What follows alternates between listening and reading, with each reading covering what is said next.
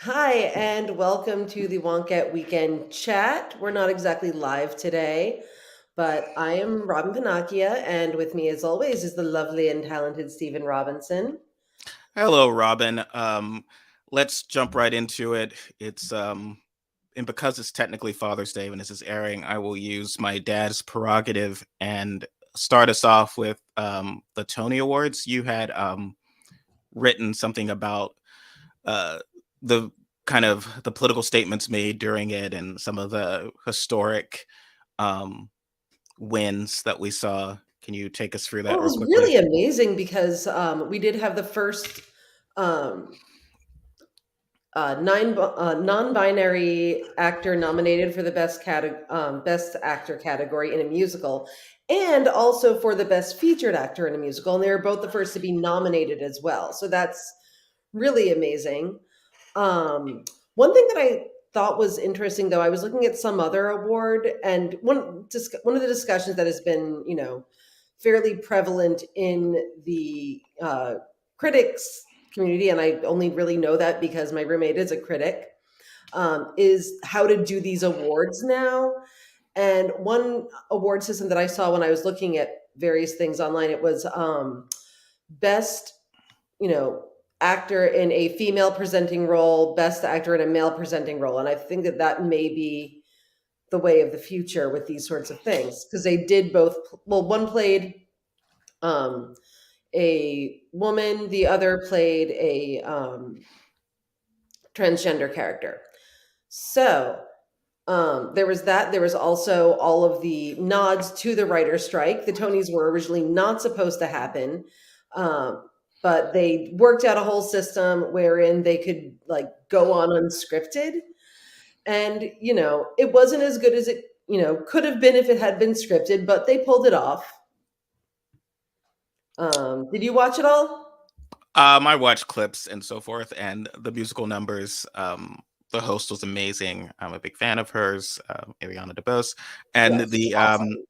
uh, I would say about "Some Like It Hot," which had won the Tony. The performance there was for a transgender character, which is interesting because obviously that wasn't an original, or at least hinted at in Mhm. the original film, but it is essentially a story now. It's on stage. It's about that sort of I would guess I would call it a coming out story. And you last week had referred to that character as Geraldine, Because um, that was the but as original. original name because Yeah, because they're Joe and Jerry, and they're like the whole joke. And the original is like we're not going to put like we're just how much work are we going to put in this? We're trying to hide as women, so Joe becomes yeah, and then Josephine. he was like, "No, Joe Daphne," Daphne, which is in the and original, and it's like a kind of yeah. cool thing of even from the start. Jack Lemmon's character Mhm. is kind of like it's not just a gimmick for me. Like I Yeah. am really sort of relishing this or enough to sort of this is an identity beyond just being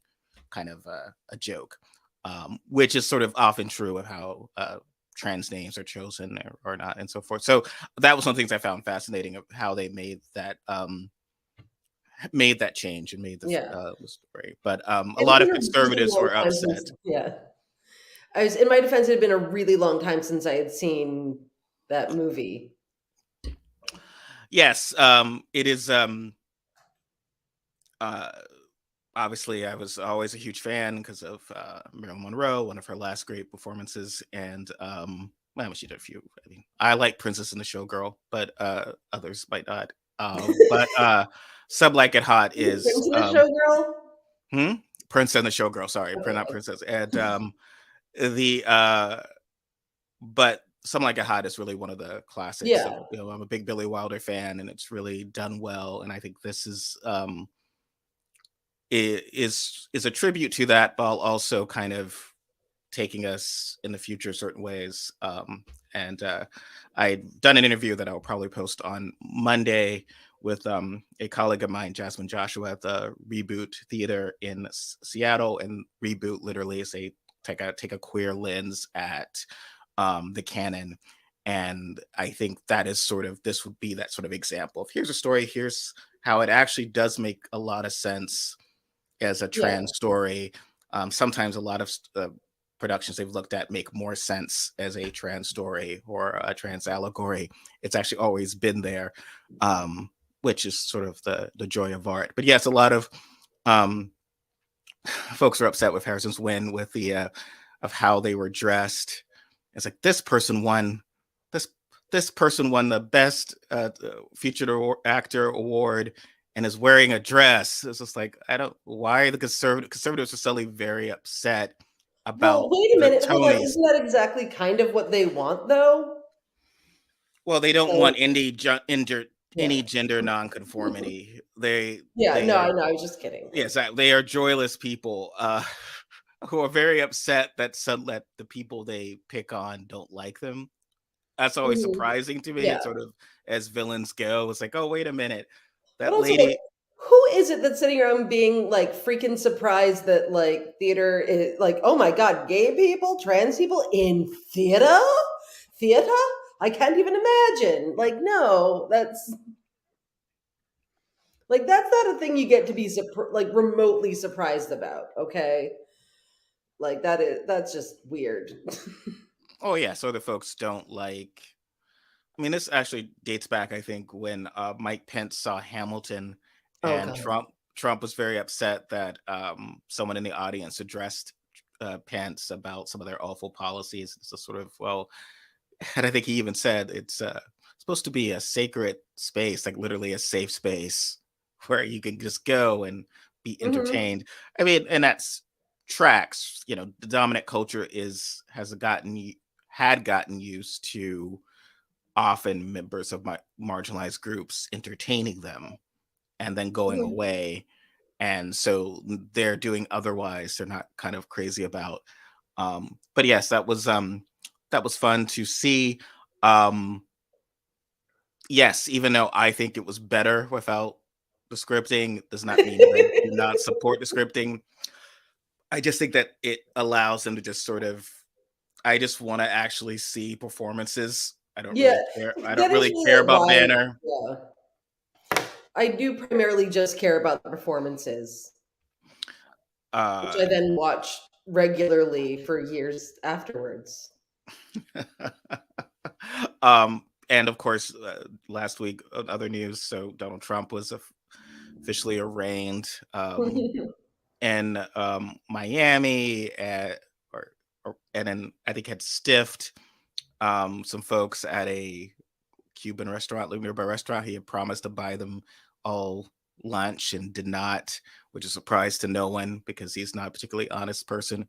So, Wait, I missed that. Oh my God. I mean, I've had like a crazy week outside of work, but like, what? no, it's so like, I'll pick up the check and he leaves. He's Charlie Sheen had a great story about him a while back as well, where he and Melania had said, have this because Sheen was about to get married, and he gave him like some diamonds, and they were all fake, like fake diamonds. He had insisted they were like these Harry Winston designs, and he had happened because Charlie Sheen was getting a lot of stuff appraised. And the guy looks at the lady looks at this. I was like, it's like, at its best day, zirconia, which is just very true to form of Trump. Um, yeah, folks are very disappointed that Republicans aren't rejecting Trump. We discussed this. People are very, I don't know why there's a foundation of liberalism that just won't accept how much Republicans don't like us and And are also also. how much they truly like don't care about that kind of thing. Of like they don't. They want what they like. And honestly, I don't entirely blame them. Like, Well, I mean, because yeah. I'm thinking, like, if we had a politician that was, say, like, getting abortion codified into law, getting us health care, I don't think I would give a shit, like, what other corrupt shit he was doing. Or she, like, Mhm. I Well, mean, isn't Trump, but Trump is not uniquely the one who can give that. There's nothing he delivered other than beating Hillary but he, Clinton. And I yeah, think but he's the here's only the one who thing. could have. He it's more that he gave those people what they want, and what they want for the most part is not a thing they can get legislatively. Like it's not. Making the people miserable, the relishing in it. He's Yeah. the strong man, the leader. That's what they want to see. It's sort of almost like and I think Democrats struggle with that, of how like people want the person. And I got into some trouble with that, but someone was upset saying like um Kamala Harris was the rock star VP, and I was like, I don't, what, based on what? Like, were you getting that idea? And it's very clear in her head why she's a rock. And I was like, look, I'm a big fan of PJ Harvey. I love her, but I would not put my life savings into booking her in some sort of Taylor Swift style stadium to arena tour. She's not going to. She's not the kind of star Yeah. that Swift is. I And so actually the did idea of you, encounter recently people who didn't know who PJ Harvey was, and it was very upsetting for me personally. yeah, I mean, it's like, look, I like her. I like her, but that does not Yeah. mean that I recognize that that is not that Taylor Swift is more popular. It's I always the think people it's who are more like, that who, why is this person popular? And so their insistence that we should accept that she is as popular as everyone else is. I just don't get that. Like, she is not that popular. I think that's just I think what they're doing is manifesting. They're like, if we just keep saying it, people will be like, oh, wow, that is true. And they'll go along with it. And to be fair, people are lazy and probably will. Like, But that is not true. That's not how you're going to get you're going to get clobbered in a general election.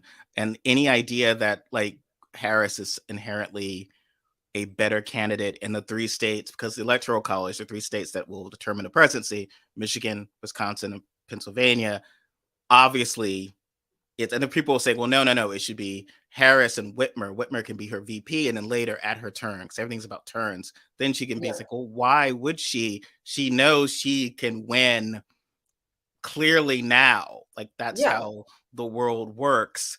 Um, yeah, I mean, I think it's the manifesting. I just find it sort of, I don't know, when you're sending these house on fire emails to poor people about how democracy is at stake, then Mhm. that would imply that you are taking this seriously. And if like it's the worst thing in the world that could happen is that Ron DeSantis becomes president at some point, then you should probably put up the candidate who is most likely to win. And if you think it's someone who, based on all data, it would not be, or present like, well, if it wasn't for the fact that the media is mean to Harris and people are racist in the Rust Belt, so okay, well, sure, if you can fix all of that, that's Yeah. wonderful. We don't even need elections then, but you can't fix that. Like, you can't really fix people being bad. And I think I have a problem in general, like when Republicans do it or when Democrats do it, when people are trying to push for things that can't actually be legislated. Like Republicans just want to see liberals be punished and like have, you know, get to be mean. They want to get to be mean. And that's not really a thing you can legislate. A lot of, liberals are like, well, we want to legislate everyone being nice. And if this were a perfect world, like basically it's like we should act as though it is the perfect world that we want to live in. And then it will be. And that is also not super great, like in terms of Yeah. effectiveness. I give zero fucks about anything that isn't like, here is a thing I want to do. Like, I don't care. Well, I had seen online someone was sort of saying that Democrats have chosen, it's a typical sort of white dude centrist argument, that Democrats have chosen to center their entire platform around trans people. Why are they doing that? And it's going to scare away conservative minorities and people in the No one Midwest has or actually whatever. done Well, that. that's the art, right? And we've got to focus on job. It's a sort of what I hear from white male centrists forever. And then there's a couple problems. That one being what they see as kitchen table issues. Even I respect my enemies enough to know that a heated kitchen table issue for them, like going back to the 60s or was black people moving in their neighborhood, not the Yeah. cost of milk. Like, oh, milk is cheaper, I don't mind that a black person is winking at my daughter. Like, no, like that is and Republicans sort of get that like there's a sense of no, they're not talking about. And it's not that I disagree with you about the idea that people like things that are being done for them, like say healthcare or with issues, because that's been a response even from uh, more folks on the left of, well, what if we give them healthcare and these issues and they'll care less. I think it can help, but it won't, it's not conclusive. You're going to have to make an affirmative case for minorities. I think that's like, you can't just say, we're never going to have a dialogue about trans people, no matter what Ron DeSantis and whatever those people are saying and doing.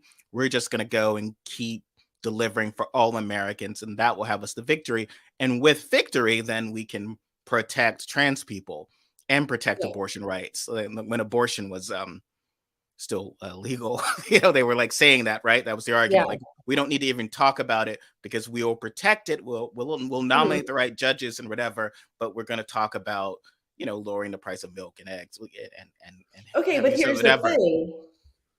Republicans keep accusing Democrats of wanting to push free college and student loan forgiveness as a way to get people to vote for Democrats, which they feel is, unsavory. They're like, no, you're not. You're only supposed to do things to make people not want to vote for you. But one of the things that they keep bringing up is, oh well, Democrats just want people to go to college and get educated because they'll be more likely to vote for Democrats. Well, if that is true, then yes, maybe that is like one of the ways that you can, push for the world that you want while also being strategic and doing things legislatively rather than people just need to be better, Has that even been proven though, beyond just sort of, is it a court? No, it is true. Like college education. No. I mean, causation versus correlation. So that is true now. Is it a silver bullet? Or it's like, so let's say there's free college for everyone. Does it just mean that we still have the same percentage of people who tend to, specifically we're talking about white people because there is no kind of education difference by minorities. Would that change everything, or is it really? Has that been proven? Has it been proven, or any sort of pattern? Not necessarily, but I do think that it couldn't hurt. I also think, actually, Bernie Sanders and Pramila Jayapal introduced legislation this week that would take money from Wall Street and give it to community college students and make community college free, which is some good Robin Hood times. And that's awesome. The thing is, I think it's important. I think you should. I've always been pushing for college. People are like, why? And it's like, well, because we used to like say a high school diploma should be your bit. We were pushing that, and that we were going to pay for, and that was like, let's say 50 years ago, that was like, we were going to pay. And that's sort of the standard. If you don't have that, it's going to be very hard to compete in the global economy. And then to change that, it's sort of, well, okay, like that's like now you need at least a bachelor's and sort of stuff, but it doesn't change kind of who you are fundamentally, because whenever people go against Lauren Boebert and call her a terrible person, I'm very clear that, well, she would be terrible even if she'd gone to college. Martin Taylor Greene, my classmate, is awful and is formally educated, but in a secondary. I'm not saying that like it, is a cure all. I do, however, think that teaching people to think rationally may, for those who absorb it properly, lead to them, perhaps being less likely to vote Republican. Well, it's sort of one of the weird ways where, again, the focus is on white folks, where it is. And that was, if it, even like Democrats who wanted to kind of distance themselves from student loan forgiveness because that was perceived as a Sanders Warren thing. So almost reflexively, you would think that some of those folks would get why Trump supporters are so avidly Trump no matter what, because they reflexively don't like, it doesn't matter what the thing is, they don't like it because it comes from people they don't like. And so they were leaping on this idea that is all about white people. Like, so it's just rich. It's really just helping rich white people. We need to focus on black people. It's like, well, actually the data, and Rebecca has, our publisher, has shown us, the data shows us predominantly black people, even black women, who greatly would benefit from student loan relief, greatly would benefit from better access to college, education. And the idea this became like something, the way that a lot of groups sort of fed into a sort of right wing narrative that it's just about, well off Mhm. white people, and you're going to go to college and just study gender studies or other sort of stuff and whatever. And it's like, no, no, no. It's very important for folks, especially for class mobility. Um, Oh, yeah, which we have very low, social mobility in this country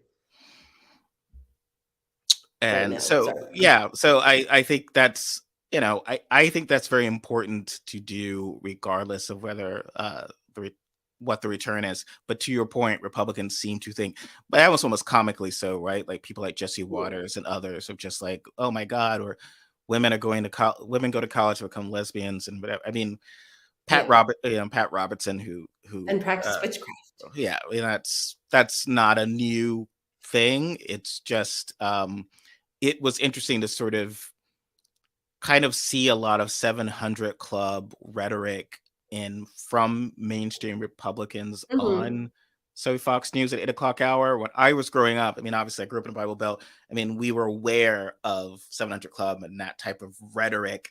It was just usually rare to see on kind of from mainstream Republicans. They certainly would then, mainstream Republicans would like go and cater to those people.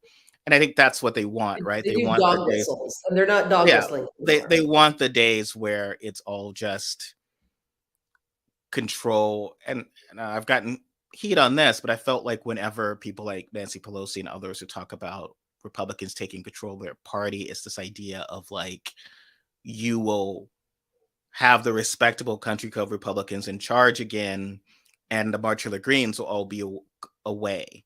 But it doesn't change their politics. Most of their politics are still Yeah. terrible. I mean, Republicans were pretty awful for decades. It's just that They the all wanna do more the same grotesque bad ones. things. Yeah, so now They you're can just be sort of, bad all by themselves. Sorry, I had to. One thing that I would more to your point though, this week the NAACP actually issued a statement, um, criticizing Biden for, um, ending the pause on student loans and not taking enough action on student loan forgiveness. So which I actually think is a good thing because then he gets to say, "Oh, look, I'm under pressure to do this. This is what the people want." And then it, allows him to do these kinds of things with more authority. mhm. Yeah, So, I think it's a good point. I think that's sort of, that's the dynamic that's at play, and I think there's still this sense of kind of knowing your enemies. There's no going back from it because they realized mhm, like the you don't know, you no longer need the respectable country club face of the party anymore. mhm, So Marjorie Taylor Greene could very well run, and she'll have the support of the base, and then has, and then you'll get like your Nancy Maces and your Nikki Haley's will say, "Oh well, I don't like her that much, but she's better than the alternative." But what's dangerous about that, I would say, beyond the flip, is like, as bad as I was never obviously a fan of Republicans, but I think when you were, say, this even sort of a mainstream sort of suburban white person, and you're like, oh, I like John McCain or I like Mitt Romney, there is a sense of, you could say, I'm all in on this person, and they have this sort of country club nice um persona that I can get behind, and it's less about how bad the Democrats are, and we'll still talk about, but it's less about that, but more about this is why I support them, and I feel comfortable doing it. And then mhm, now with Trump and Marjorie Green, you get much more of, oh yeah, well, there's that, there's this, there's that, but oh my God, if and other, Joe Biden of all people is all this, we have to vote for Trump because he will protect us from Joe Biden imposing socialism. So stuff that's not even true. It's not even like, mhm, to me, it's like the people who just dig Trump, okay, fine. You are, when voting, what is always less dangerous to me is people voting for candidates they like. That sounds stupid, but to me, that's less dangerous than reverse partisanship. I frankly, to both sides, I think reverse partisanship can be dangerous because it just means that I don't care much about this person. I guess maybe they will advance my goals. I'm not that excited, but I'm more terrified of the opposite person, and Which is they're terrible. usually like how Democrats tend to operate anyway, and have been like have less so now a little bit, I would say, Yeah, but especially like, 20 years ago, yeah, that's what it was. It was like, hey, our selling point is that we are not Republicans. and that normally doesn't work as well, right? So I felt like there were people who liked they liked Clinton when they were voting for Clinton. They liked him. The people Yeah. who voted for him that I knew, and they really liked Obama. It was a very positive sense about Obama. Yeah. That was what helped. And I think what has happened since then is more of like everything is, which is dangerous because then it's sort of, as we said, that sort of circle, right? Well, Mhm. um, you might have problems with me as a candidate, and it's like, oh, okay, well, maybe I'll primary Stephen, and I can advance those issues. Well, you can't primary Stephen because Yeah. that'll weaken him in a general, and then the evil Republican will come. And in fact, even the fact that you criticize Stephen and he lost is why abortion is banned. And so, like, you need to Mhm. shut up the whole time. And it just becomes a sort of like we're all just sort of its own sort of fascism, right? Like its own sense of like not Yeah. having it's not a because it's how much of it is a real election. If it's like, okay, I'm voting for Steven, why? Because he's not going to eat babies. It's like, okay, well, that's a really low bar. I don't feel comfortable with my democratic participation. He won't actively kill me, and the other candidate would kill me. And I have a list of things I would love for him to address Yeah. beyond just not killing me, but okay.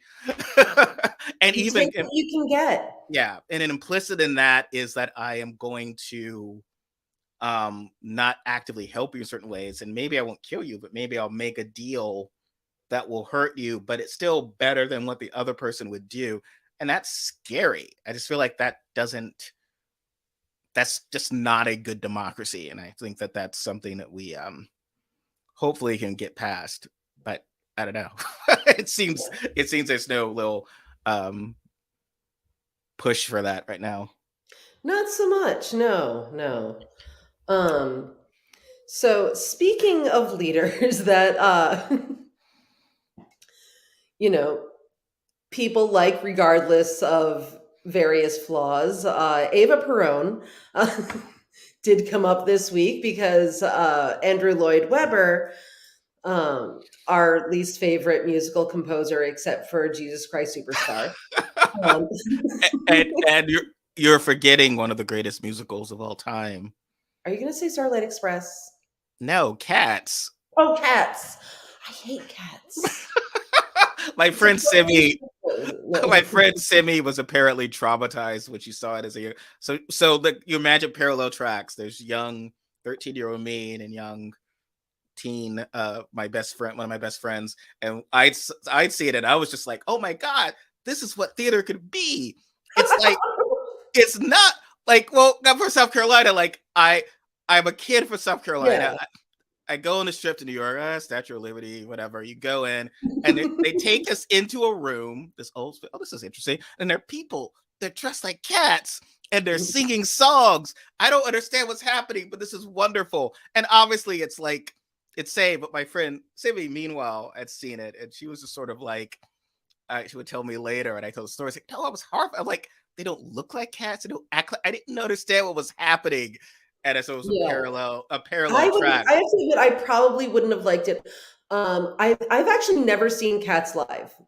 I Yes. never, and my parents very much drew the line. Like they were like a few times a year, we would go to musicals, and everyone else would suck it up, and I'd be like, uh, the No, whole that was thing. Uh, the first musical I ever seen. But go on about but so I did Weber. not get to see that. But I do think I probably would have been frightened by the cats because I didn't like clowns. I wasn't really like good with people with me not seeing people's faces. Like I was just like, I don't like this.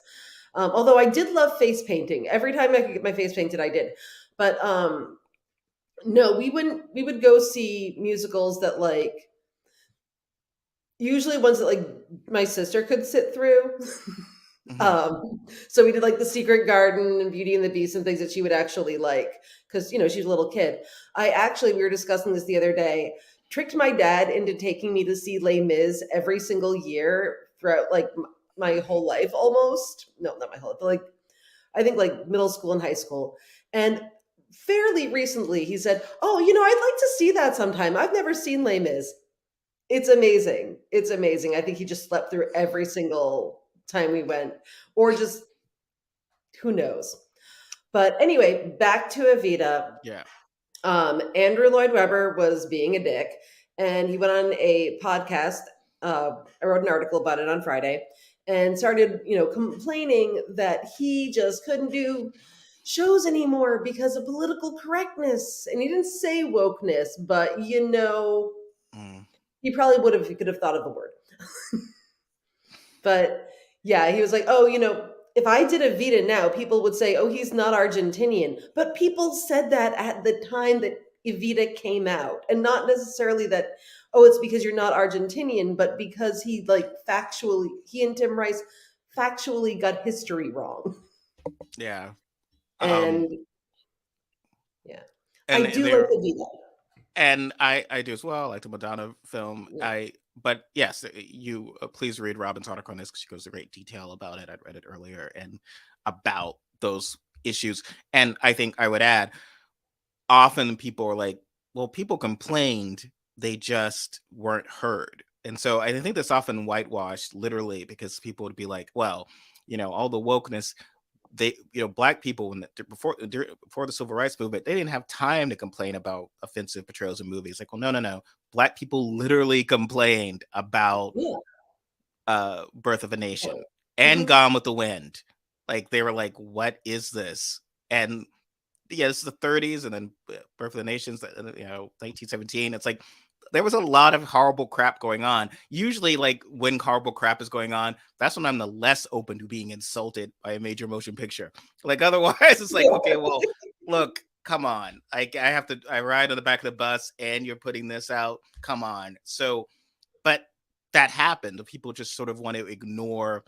Um, there was like a lot of queer protests of Basic Instinct. And so Mhm. whenever and it was one of those things I was like, someone when Basic Instinct, so its 30th anniversary was last year, and I was like, I know someone's gonna say, oh well, now because of wokeness, someone you couldn't have people would complain about. No, queer people, a group showed up when Sharon Stone was hosting Saturday Night Live and heckled her, and was unfortunate because I don't always like people being heckled, but they were upset, rightly so, about some of the images in the film, I've specifically. actually I've never seen it. I was Yes, too well, young to watch it at home. you're aware there was a movie called Basic Instinct, Yes, I'm and aware of the there's leg crossing. Like, I and know about the leg crossing, I don't know anything else about this movie. there's the issue, in the betrayal of queer people. It's set in San Francisco. I just want to also, for Yeah. those watching, and so often films with set in New York, any crime film set in New York has often some horrible images of minorities. Like minorities are Yeah. the looming threat.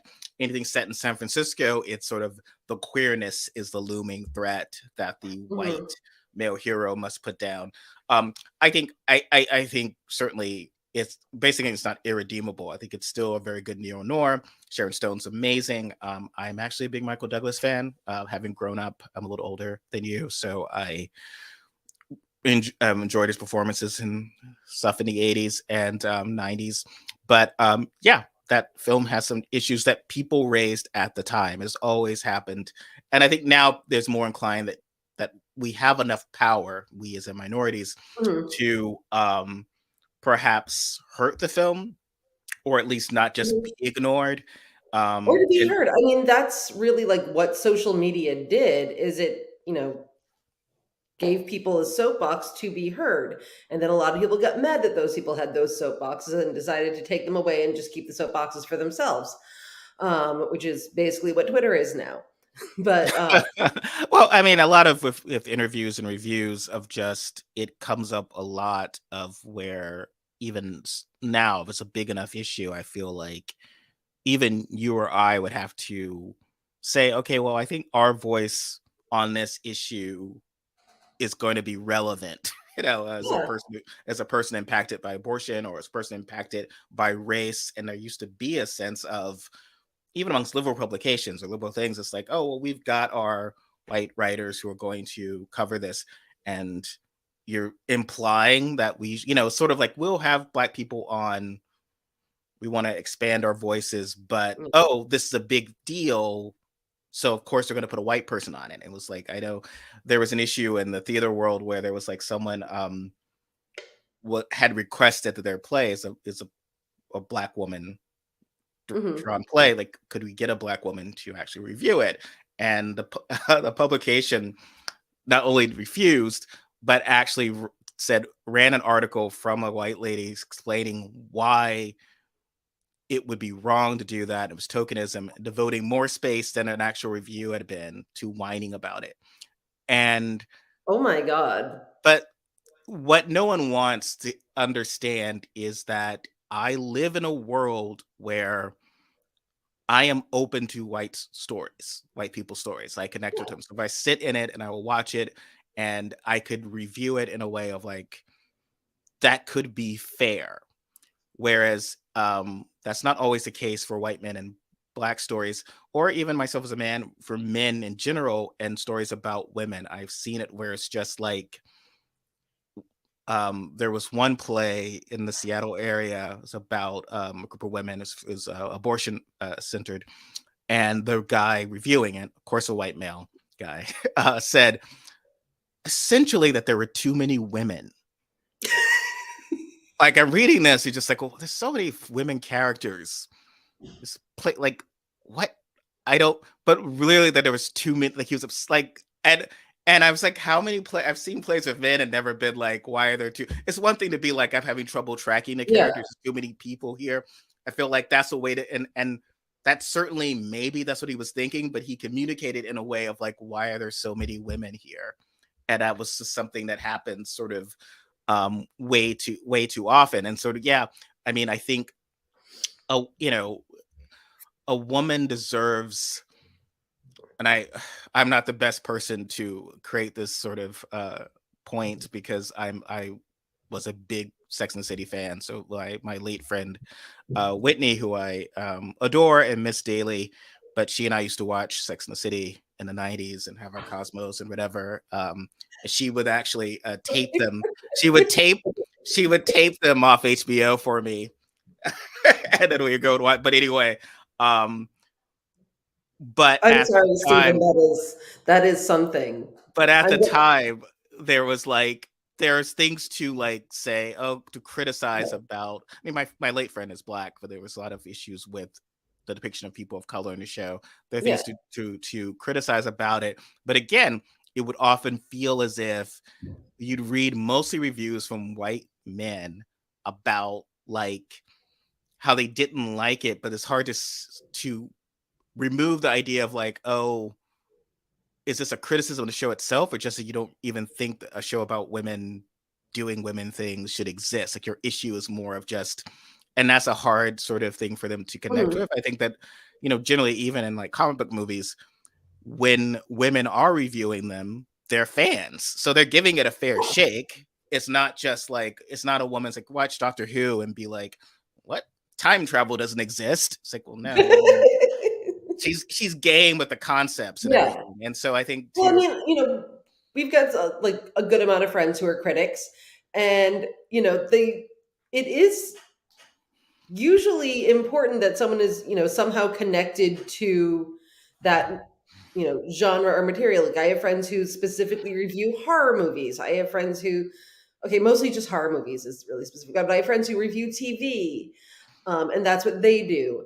And they have different people who cover different things, but a lot of the time people will assume that a white man has this universal voice and this universal, non-biased, understanding, see all perspective, Mhm. I guess, when things are maybe not that way. Yeah, And yeah. yeah, especially if your audience is like, I want, I don't want this to get like drowned out with bad reviews from people who probably would not see this anyway. Mhm. And so if I'm it's something that, let's say, predominantly for folks like you, why couldn't someone more inclined to be like you come see it? Because that's going to be Yeah. a better, a fairer distillation of whether people like you should go see it, as opposed to like someone who's like, well, you're never going to drag someone like him in to see a film about women Yeah. talking about anything or doing anything that's not, Or focused in. even just like, maybe getting references, that sort of thing, understanding where the characters are coming from.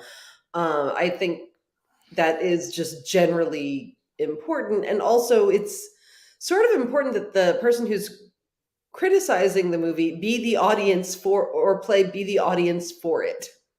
Oh yeah. You I know, like, um don't send someone to review a musical if they hate musicals across the board. Don't send a man to review a show with a lot of women if he's like, too many women. That's really his take. it Like, was like it wasn't that not many. helpful. That is There insane. I'm gonna there have to were look that yeah. up. There were still more women, we didn't out they didn't outnumber the audience. I feel like that is a problem. It's like, okay, well, there's more people on stage than in the audience. Maybe there's too many. Here it's like, what? That's so weird. And there were things to um criticize about the play, but like it could even get past that. So it's more about less wokeness about being what is to actually do a fair job. But yeah, old white guys um blame they flame they they flame out towards the end. Andrew Lloyd Webber, because again, he's someone whose work I admired and so forth. I never had the vendetta against him as Mr. Sheffield from The Nanny, but I I always said I was afraid of, like, I not saying that would ever have wanted John Lennon to have been assassinated, but it was just sort of like, man, 80-year-old John Lennon he would have said something insane by now. Oh, He would have absolutely, yeah. just I mean, he did. He said a lot of things that were well, not yes, great. but like People are like, "Oh, it was the '70s." it was just him at a Trump rally. I just feel like just just the part of me that needed those that needed. I think for a lot of guys, I'm not saying in women as well, but I think that sort of rock star John Lennon, there's a point that really appeals to Yeah, guys in their teens, and you need that, and you listen to their stuff, and for him to suddenly be at a Trump rally or something, yeah, and it just I couldn't handle that. So just sort of thank God. Some people are saying, because people brought that up with the idea of Robert F. Kennedy being completely off his nut, but I don't know why that anyone expected. Maybe because the name, the Kennedy, but yeah. like, Because people are like, "Oh, yeah," and he went downhill. But like, was he ever uphill? well, the uphill is just he's a Kennedy. He's got the Yeah, name. It's like great. he has a really like famous last name.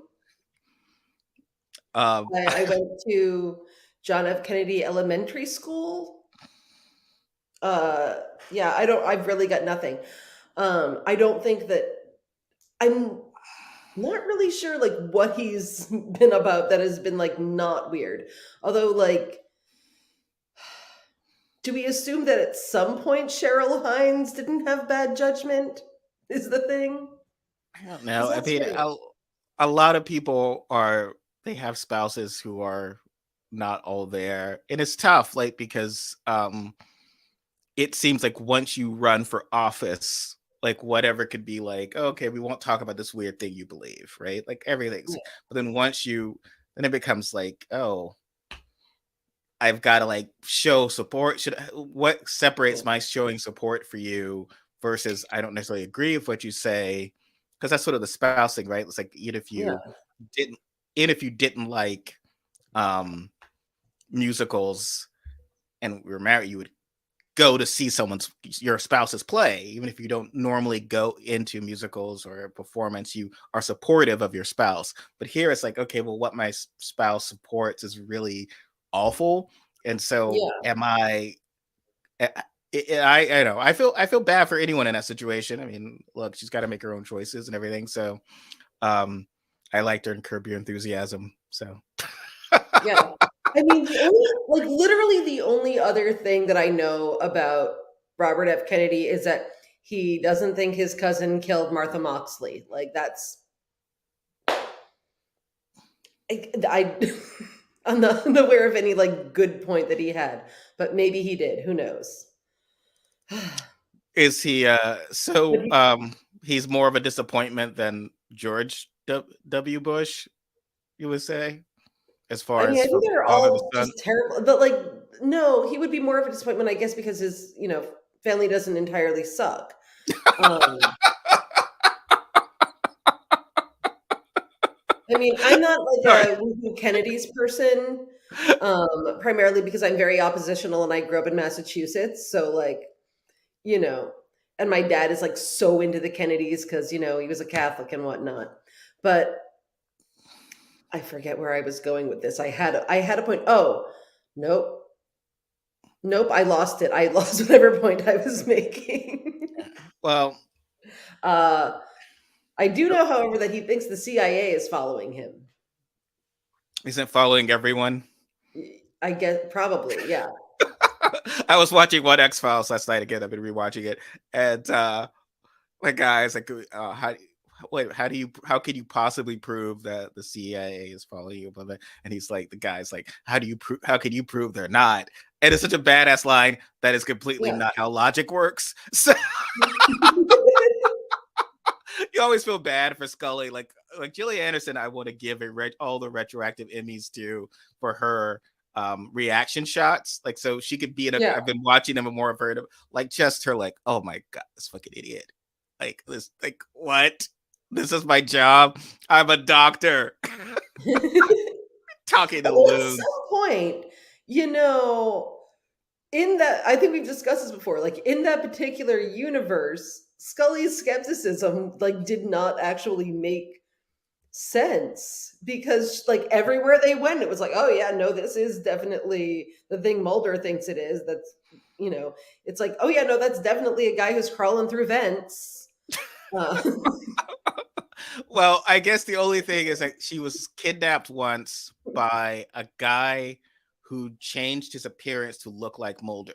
yeah, And she saw him do this. And she doesn't still believe in aliens. And I guess the argument is like, well, that doesn't prove aliens, it only proves shapeshifters. And that's just like, oh, Scully. Ah, like her logic. It is often hard to beat her logic, but it's just I would love. So I just love that sort of thing between them yeah, because he was just like, but that's a spaceship. Well, that only proves that X, Y, and Z, not this. So yeah. So I know we should wind things down. We are going to enjoy our Juneteenth actually Yes. being off. I will have a sort of Juneteenth post and an interview with a colleague that no one has to watch. I know people don't like watching videos sometimes, and then will like to say that they don't like watching videos. And so I'm just saying you don't have to watch them, but it'll be there. And please, thank you for watching this and like, share, subscribe, talk about it with your All of those friends. things. Yes, exactly. And I'll see you. Um, well, I guess I probably won't see you for a while because we're not back on and then Tuesday, then I'm away for a couple for the rest of the month. Oh So yeah, no, this is the Stephen free week. It's gonna be farewell. I'm gonna be so lonely on the Well, we'll figure holidays. out. And so You'll probably track down someone for I guess the next one. I don't know if you're doing a 4th of July weekend one either. So I'll figure things. So you'll many think of holidays. something I else. can't keep track of all the holidays and like that's going. I'm in Rhode Island right now for my cousin's wedding and my like this memorial that we're doing for my mom. And it's just like everything just keeps too many things, too many holidays. How are we already at Well, like almost 4th of July? That doesn't track. well, yes. Well, my thanks to you, and I hope you have a great memorial for a great And woman sorry I who didn't say, oh yeah, sorry you do. a Sorry I great. didn't say this week either. Yes. Take care. See you Bye. guys soon.